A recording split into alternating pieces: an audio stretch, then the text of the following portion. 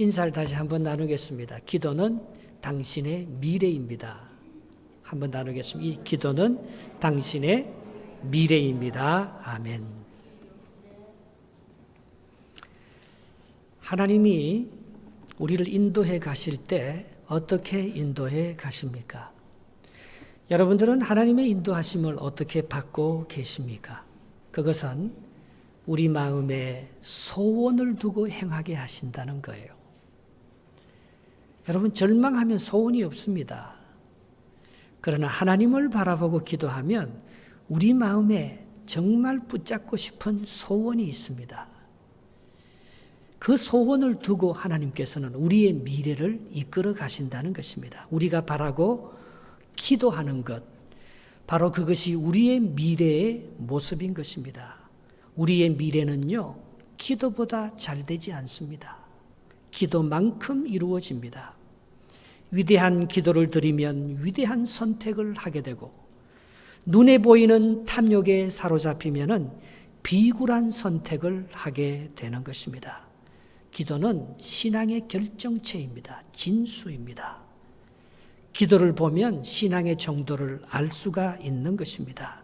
저는요, 설교 잘하는 사람도 부럽지 않고 공부 잘하는 사람도 부럽지 않지만 기도 잘하는 사람은 참 부러워요. 그 기도는 하루아침에 되는 게 아니에요. 미래를 결정하는 가장 큰 힘은 기도입니다. 어떤 기도를 드리느냐에 따라서 우리의 미래가 전혀 다르게 열리는 거예요.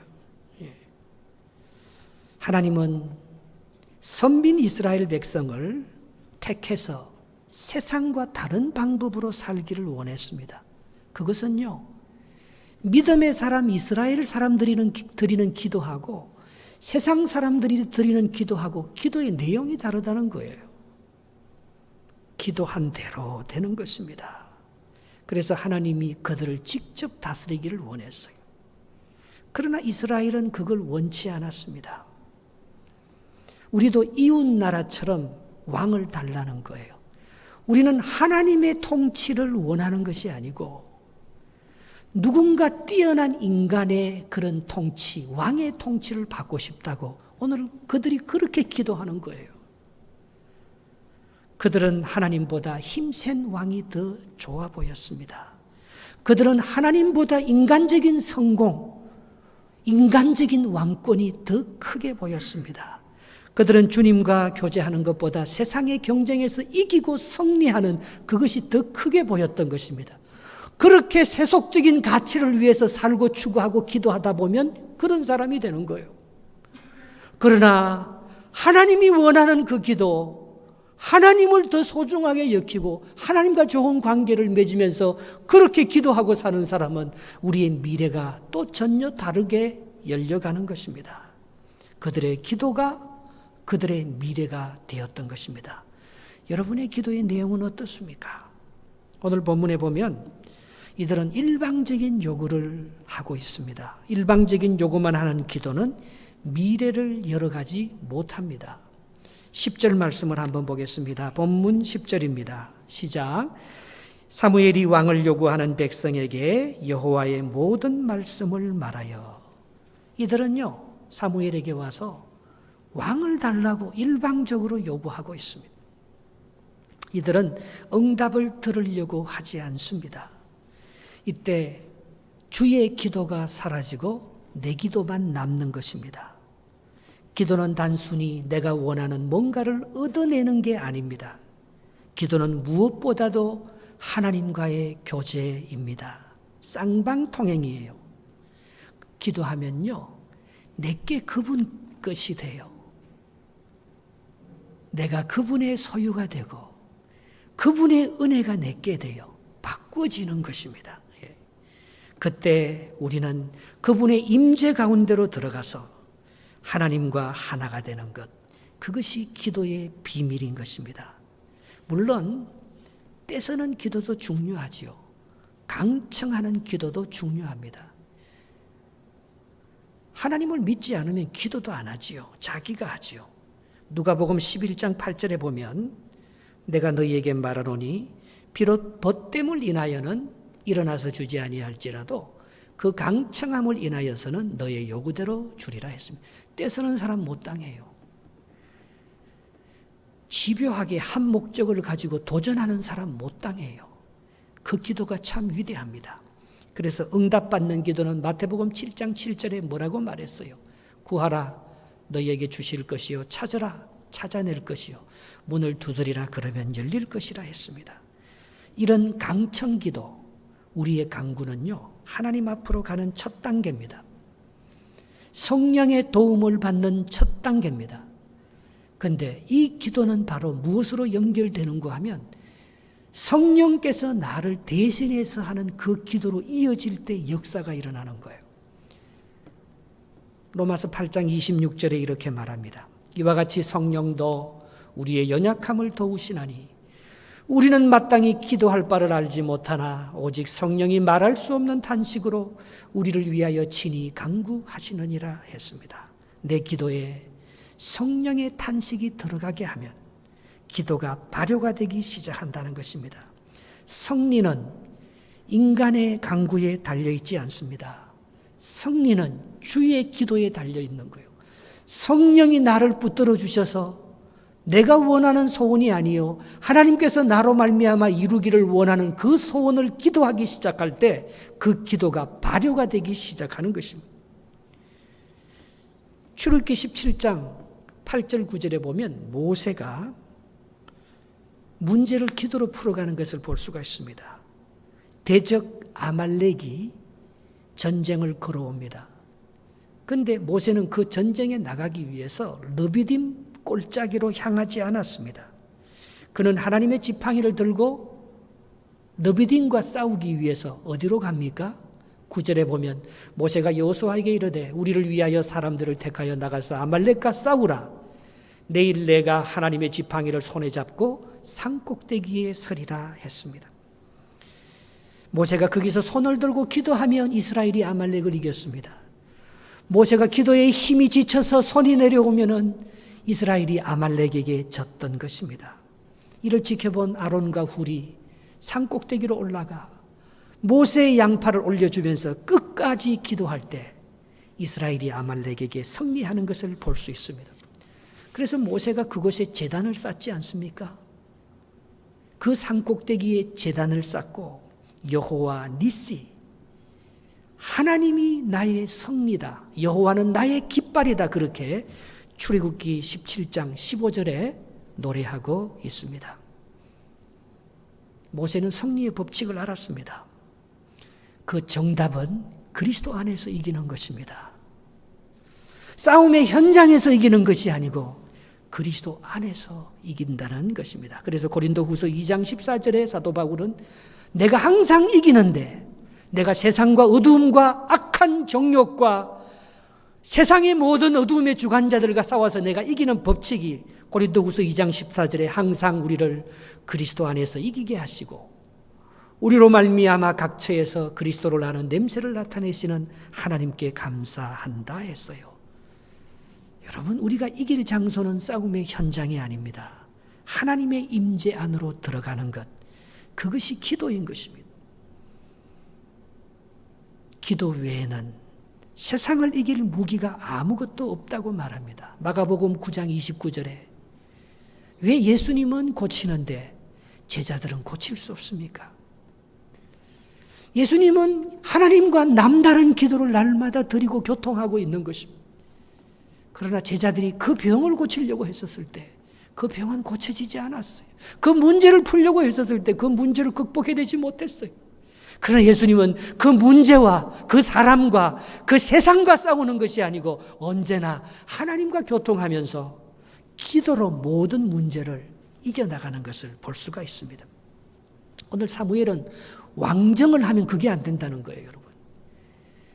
내가 주인이 되어서 나의 문제를 해결하려고 하고 세상의 그 어떤 왕과 제도와 시스템을 통해서 모든 문제를 해결로 하는 인간적인 지혜로는 정말 한계가 있고 해결하지 못하는 것이 있다는 것을 오늘 사무엘은 말씀하고 있는 것입니다. 왕정의 실상을 경고하고 있습니다.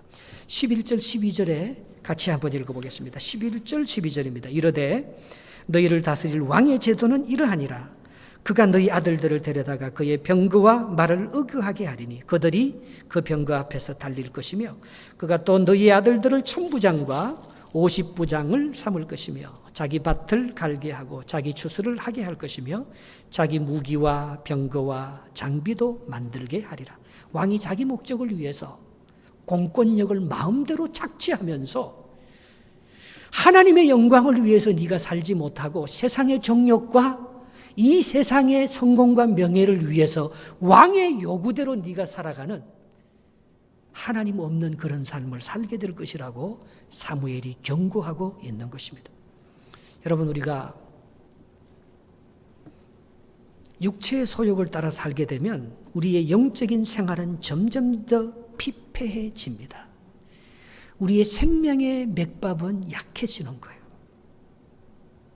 여러분, 하나님보다 더 좋은 통치자가 없는 줄 믿습니다. 우리가 하나님의 은혜를 의지하면서 기도하는 것보다 더 큰 위대한 역사는 없는 줄 믿습니다.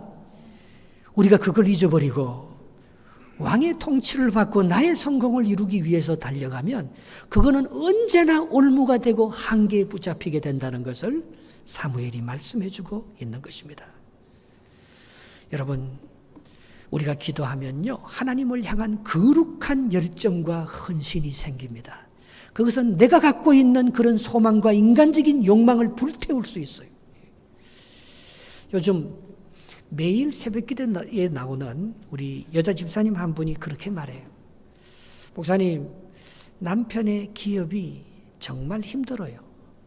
그리고 제가 하는 일도 정말 자존심 상할 때가 많아요.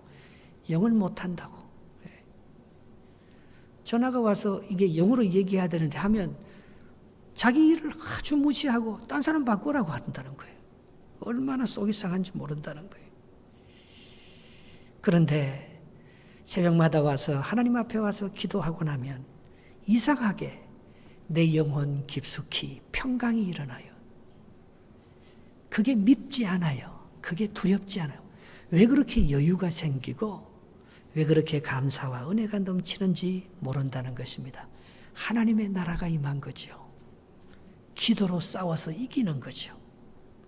리더가요, 기도하지 않으면 교회는 끔찍한 손실을 봅니다. 지도자의 제1사명은 기도 훈련입니다. 리더가 하나님과 교제하지 않으면 자신만 망할 뿐만 아니고 가정도 교회도 모두 죽이는 것입니다. 하나님께서 이스라엘 민족을 왜 불렀습니까? 그들로 말미암아 모든 민족에게 복을 주려는 복의 근원으로 불렸습니다. 이스라엘 민족은 세상 사람들이 사는 방법으로 그렇게 살아서 성공한다는 것을 만들지 않아요.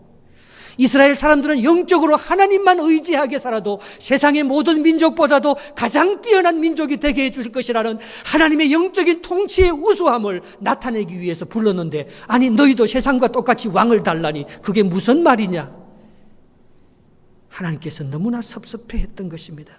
너희들은 세상의 성공을 이루어갈 세상의 가치를 위해서 살아가는 사람이 아니고 하나님의 택한 언약 백성으로서 하나님의 약속의 말씀이 얼마나 더 위대한지를 세상 사람들에게 드러낼 하나님의 것이라는 것입니다.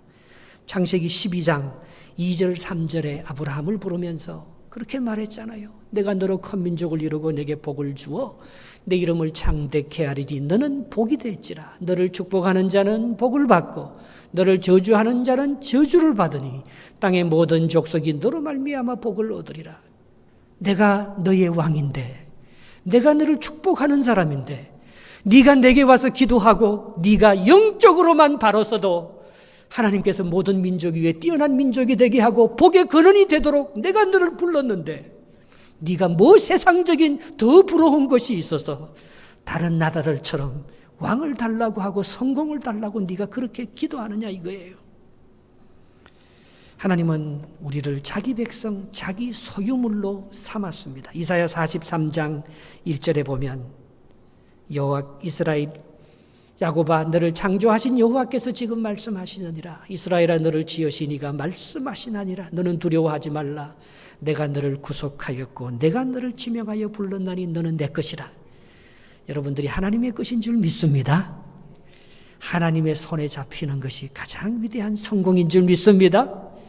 하나님만을 섬기고 하나님 앞에 기도하는 영적인 의무가 우리가 세상적으로 추구할 그 모든 가치보다도 훨씬 더 고귀한 가치고, 그것이 우리를 더 세상보다도 위대한 하나님의 사람으로 만들어가는 가장 높은 축복의 통로인 줄 믿습니다. 그래서 우리는요, 로마서 8장 15절에 보면은 하나님을요, 아빠, 아버지라 부르잖아요. 우리는 종의 영을 받지 않았어요. 양자의 영을, 적자예요. 상속자예요. 하나님의 나라의 영원한 유업을 받을 더 큰 축복과 상급이 있는데, 네가 그걸 포기하고 세상에서 누리는 왕권과 성공만을 네가 추구한다면은 네가 누릴 복이 그것밖에 안 되느냐는 것입니다. 그들은 하나님을 선택해야만 살아갈 수 있는 선민이었습니다. 구별된 자였습니다. 그런데 그들이 왕정으로 돌아가 버리면 그들은 언약 백성, 양자에서 종으로 전락해 버린다는 것입니다. 결국 왕의 제도는, 결국 너희들이 하나님의 통치를 포기하고 세상의 정치인 왕의 정치를 받아서 그렇게 제도와 시스템을 바꾸면 너희들은 너희들의 선민의 정체성을 잊어버리고 세상의 종의 형체로, 그 왕의 종의 형체로 너희들이 바뀌어버릴 것이라고 경고하고 있습니다. 17절 말씀입니다. 본문 17절 읽겠습니다. 너희의 양떼의 10분의 1을 거두어 가리니 너희가 그의 종이 될 것이라 했습니다. 여러분, 우리는 세상과 비교할 존재가 아니에요. 성도의 무기는요, 기도에 있는 거예요. 만약에 우리가 내가 원하는 세상의 것들을 추구하고 세상의 왕위를 지배받으면서 그렇게 산다면 너희의 기도문은 막히게 될 것이라고 경고하고 있는 것입니다. 18절 말씀 보겠습니다. 18절. 그날에 너희는 너희가 택한 왕으로 말미암아 부르짖되 그날에 여호와께서 너희에게 응답하지 아니하시리라 하니 했습니다. 여러분, 왕정은 좋은 것 같지만 우리는 거기에 얽매이게 되고 세상의 종이 되는 거예요. 그건 우리를 자유케 하지 못해요. 그건 우리에게 진짜 성공과 축복을 가져다 주지 못한다고 말씀하고 있는 것입니다. 그럼에도 불구하고 오늘 하나님께서 이들이 요구하는 것을 들어줘요. 왕정을 허락하는 것을 볼 수가 있습니다. 그것은 왕정의 제도가 좋아서가 아니라 마치 어린아이가 부모에게 떼를 쓰는 것처럼 너무 떼를 쓰니까 그 아이의 요구를 들어주는 꼴이지요. 그러나 그 결과는 비참한 것입니다. 시편 106편 15절에 이렇게 말합니다. 그러므로 여호와께서 그들이 요구하는 것을 그들에게 주셨을지라도 그들의 영혼은 쇠약하게 하셨도다 했습니다. 여러분, 승리의 비법이 어디 있습니까? 그것은 남을 부러워하는, 남이 하는 것이 부러워 남을 따라서 남이 얻는 그것을 내가 얻는 것이, 그것이 정말 성공이 아닙니다. 주님의 뜻을 찾기 위해서 엄밀한 장소로 나가는 것, 바로 거기에 승리의 비법이 있다는 것입니다. 월링턴 장군이 워터루 전쟁에서 최후로 승리했습니다. 그런데 그 승리의 그 비법이 하나 있었습니다. 그것은 워터루 전쟁에서 웰링턴 장군이 한 농가를 보고 바로 저것이 승리의 열쇠라고 찍었어요. 그런 남들이 말하는 전략적인 고지가 아닌 외진 농가를 점령하는데 그의 부대에 모든 것을 걸었습니다. 마침내 그는 그것을 장악하면서 워터루 전쟁을 승리로 이끌어가는 거예요. 예수님께서 인류가 해결하지 못하는 영원한 승리의 거점을 확보함으로 말미암아 예수님께서 승리하는 거예요. 그것은 기드론 시냇가 건너편에 있는 기름 짜는 곳 겟세마네라는 동산입니다. 그게 바로 기도의 골방이에요. 바로 거기서 하나님의 음성을 들으면서 예수 그리스도는 십자가를 지게 되고 인류를 구원하는 구속사를 완성하게 되는 것입니다. 그건 예수님이 날고 기고 뛰어서 자기 힘으로 아무리 병자를 고치고 죽은 자를 살려도 그 문제는 해결할 수 없어요. 겟세마네 동산에서 골방에서 드리는 은밀한 기도가 어마어마한 응답을 준비해 놓고 있었던 것입니다. 마태복음 6장 6절에 너는 기도할 때 골방에 들어가 문을 닫고 은밀한 중에 계신 내 아버지께 기도하라. 은밀한 중에 보시는 내 아버지께서 갚으시리라 했습니다. 여러분, 기도 한번 해보셨습니까? 여러분, 기도의 자리 거기 가면 내가 얼마나 작아지는지 몰라요. 나의 죄성을 깊이 깨닫는 곳, 내가 약해지고 내가 죽어지는 곳, 그게 기름 짜는 곳입니다. 겟세마네 동산의 기도입니다. 그때부터 하나님이 일하십니다. 바로 그 기도하는 골방은요, 하나님과 사랑의 교제가 깊어지고 내가 성숙하는 영적 거장이 되는 자리인 것입니다. 그리스도의 영광과 은혜를 함께 누릴 수 있는 곳, 그게 기도하는 골방이에요. 이게 없으면 세상에서 이긴 것 같지만 다 지는 거예요. 그러나 모든 것을 잃어버린 것 같지만 그 사람에게 겟세마네가 있다면, 기름을 짜는 곳이 있다면 정말 하나님께서 바로 그 자리에서 워터로 전쟁을 이기게 하는 것처럼 그 빈 농가에서, 그 빈 기도의 골방에서 하나님께서 우리가 해야 될 모든 역사들을 바로 그곳에서 이루어 간다는 사실입니다. 그러나 사탄은 어떻게 합니까? 기도를 미루게 합니다. 짧게 단축시킵니다. 이런저런 생각들로 산만해서 기도에 집중할 수 없게 만듭니다. 절망합니다. 이성을 앞세웁니다. 기도한다고 될 일이 안 되고 안 될 일이 되나? 내가 해야 되는 거지.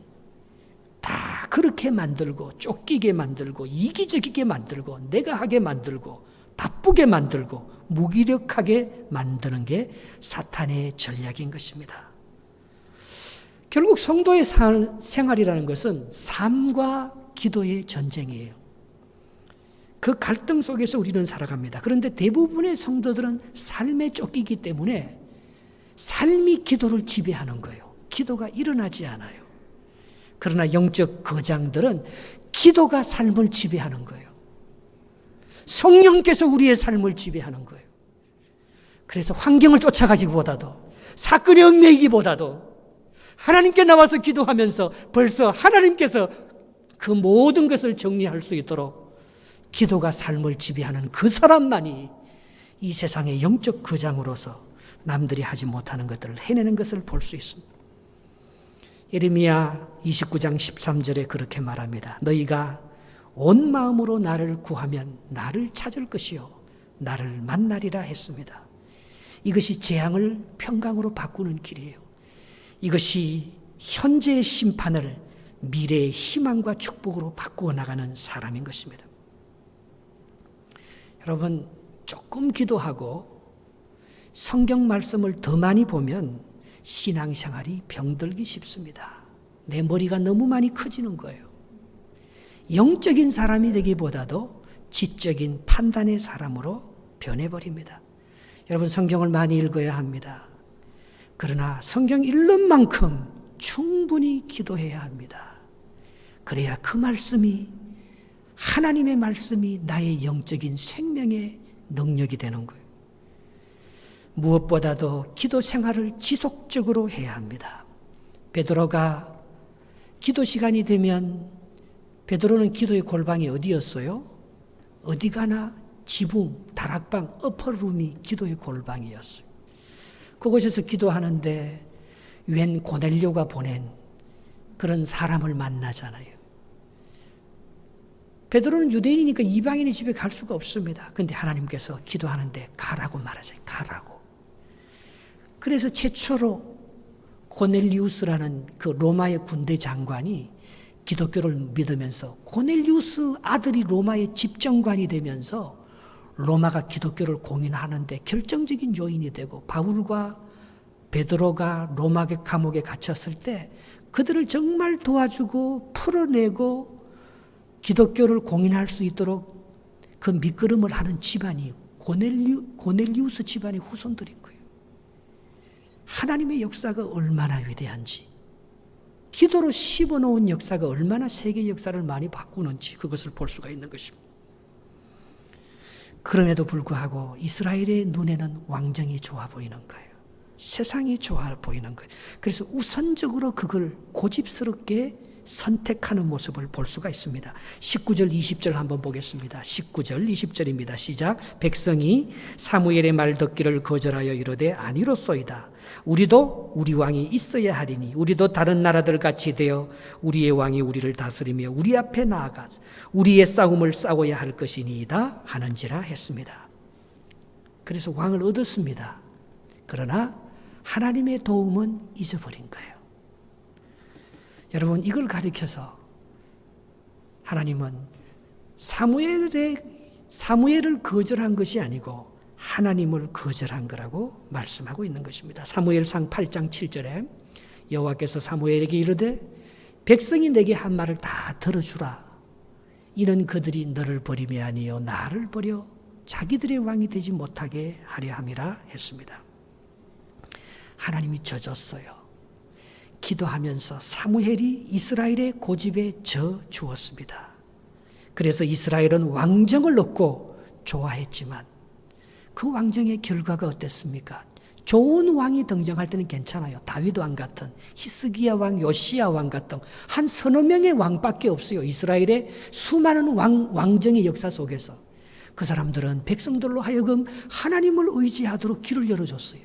그러나 대부분의 왕들은 교만했습니다. 자기가 통치하는 줄 알았어요.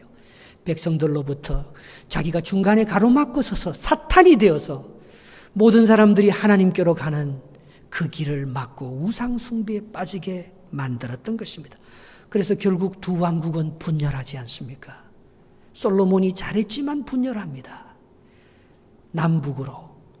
그래서 아수르와 바벨론에게 망하면서 이스라엘의 왕정이 끝날 뿐만 아니고 이스라엘 민족 자체가 없어지는 그런 역사가 있었던 것입니다.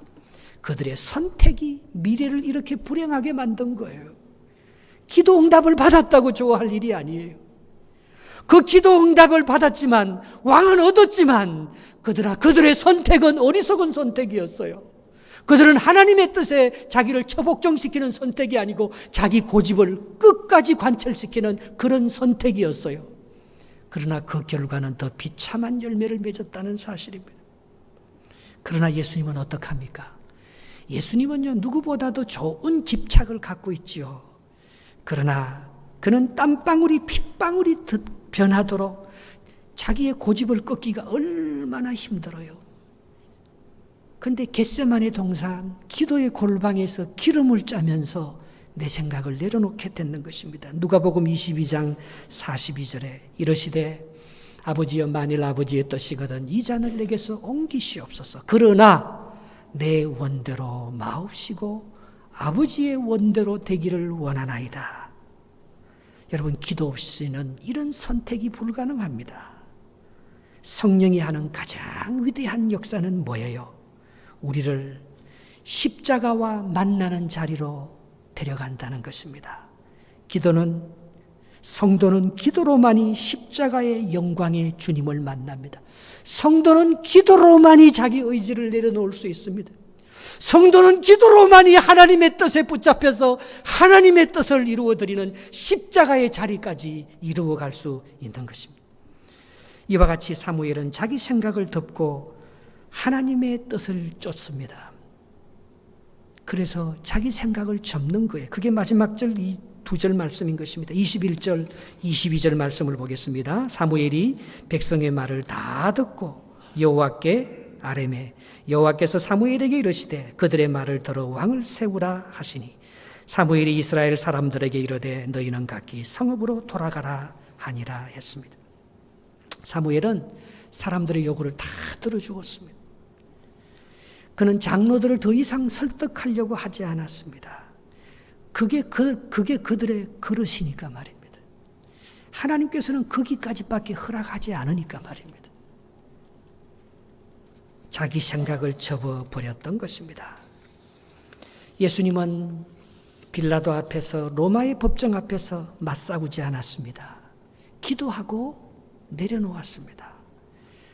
베드로가 휘두르는 칼, 그 칼을 저지하면서 말고의 길을 다시 붙여주면서 말입니다. 사랑으로 칼 쓰는 사람은 칼로 망한다고 말했던 것입니다. 마태복음 26장 52절에 예수께서 이르시되 내 칼을 도로 칼집에 꽂아라. 칼을 가지는 자는 다 칼로 망하느니라. 그는 하나님의 선하신 뜻을 믿었습니다. 십자가에 자기 몸을 꽂았습니다. 이게 어떻게 가능하겠습니까?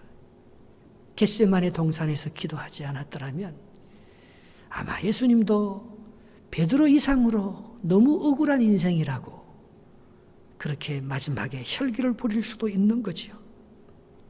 사무엘은 하나님이 원하는 게 왕적이 아니고 신정정치다. 하나님께서 너희들을 종으로 삼지 아니하시고 선민으로 삼아서 더 좋은 축복을 준다고 아무리 얘기해도 그들은 듣지 않았습니다. 그러나 사무엘은 그 모든 것까지 하나님 앞에 다 내려놓았던 것입니다. 여러분 누구를 왕으로 모십니까? 여러분의 기도의 내용은 무엇입니까? 바로 거기에 여러분의 미래가, 여러분의 자녀들의 미래가 달려 있다는 것입니다. 성도는 자기 판단을 사용하는 자들이 아닙니다. 예수님처럼 하나님의 뜻을 묻고 겸손히 나를 내려놓는 것입니다. 제가 제일 좋아하는 찬송가가 하나 있습니다. 나 주님의 기쁨 되기 원하네. 내 마음을 새롭게 하소서. 새 부대가 되게 하여 주사. 주님의 빛 비추게 하소서. 내가 원하는 한 가지 주님의 기쁨이 되는 것.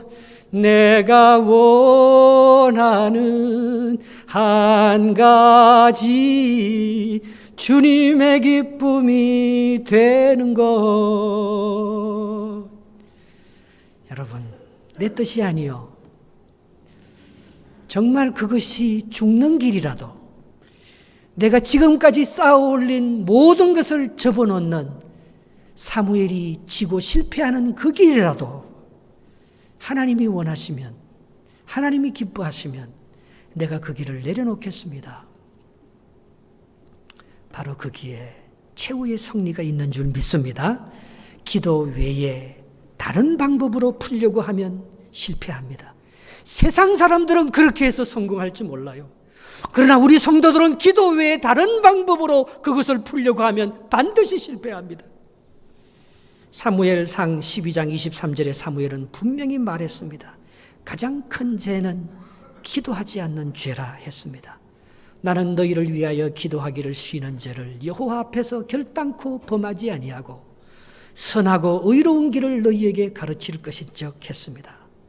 사무엘은 기도하기를 쉬는 죄를 가장 큰 죄라고 여겼습니다. 여기에 죄는 히브리 말로 하타입니다. 그 원뜻은 관역을 벗어났다는 뜻입니다. 여러분, 기도하지 않으면 하나님의 뜻을 벗어납니다. 하나님의 기쁨을 채워드리지 못합니다. 모든 문제의 원인은 하나님과의 교제가 끊기고 기도의 통로가 막힌 것입니다. 그만큼 영적 생활의 핵심은 기도인 것입니다. 우리가 주의 가르침을 받아 성경을 배우고 그리고 주님이 가르친 기도를 쫓아서 기도에 열중할 때 그때만이 우리가 주님이 우리에게 깔아놓은 그 철도 위를 내 은혜의 레일 위를 걸어갈 수 있는 거예요. 저는 교회를 나올 때나 안 나올 때나 새벽 5시 되면 일어납니다. 그리고 1시간 무릎 꿇고 먼저 기도합니다. 저는 제일 먼저 주기도문으로 기도해요. 그리고 30분 동안 여러분들의 이름을 다 불러가며 기도합니다. 여러분의 자녀들의 이름이요, 내 가슴 속에 여기 딱 있어요. 그래서 내가 하루를 시작하면서 여러분들을 위해서 기도하면요, 여러분들이 어떻게 이렇게 움직이는지요. 내가 다 보여요, 사실은요. 내가 뭐 영안이 밝아서 잘 나가서 보이는 게 아니고 내가 하나님 앞에 기도함으로요. 여러분의 이름이 내 가슴에 있는 거예요. 예. 그리고 나머지 30분은요. 제가 다 내려놓습니다. 그리고 하나님의 음성을 들으려고 합니다. 묵상 기도를 하는 거죠. 예. 그러면요. 참 내 마음이 기뻐요. 내 마음이 하나님이 주시는 큰 평화가 임해요. 예. 그러면 나는 하루를 다 살았는 거예요. 예. 나는 오늘 하루도 승리한 거예요. 예. 성도라면서 여러분은 하루에 기도에 5분이라도 투자합니까? 밥 먹는 기도 빼놓고. 하루에 5분 기도하는 사람 발가락 한번 들어보십시오. 시간이 없다고 말합니다. 솔직히 기도의 열정이 부족한 것이죠.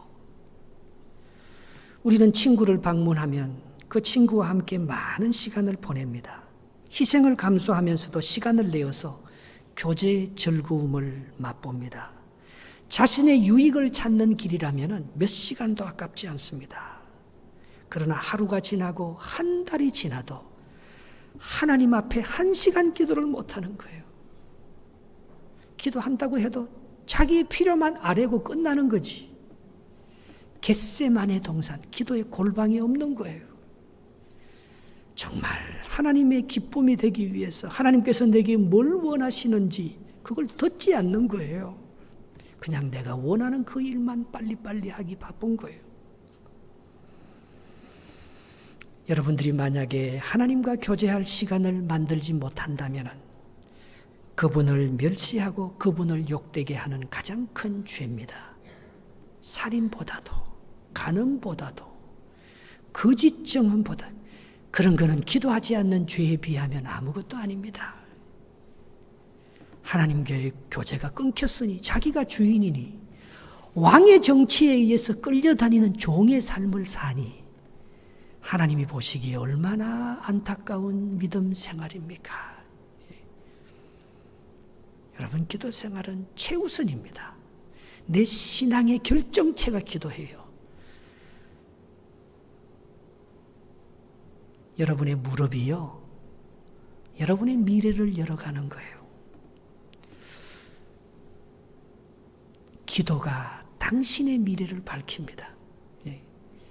하나님 안에서 주님을 의지하면서 기도할 때마다 그걸 최우선으로 삼고 기도해요. 밥은 안 먹어도 기도하고 출근해야 돼요.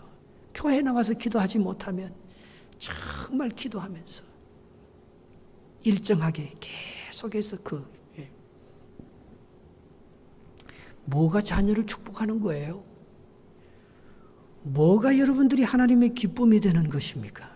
기도 외에는 없어요. 기도 외에는 정말 없어요. 나머지는 다 나를 기쁘게 하기 위해서 사는 것입니다. 지나고 밥 놓으면은 그건 하나도 내게 유익이 없어요. 그러나 기도하면서 하나님의 뜻 최고의 능력은요, 정직이 정직.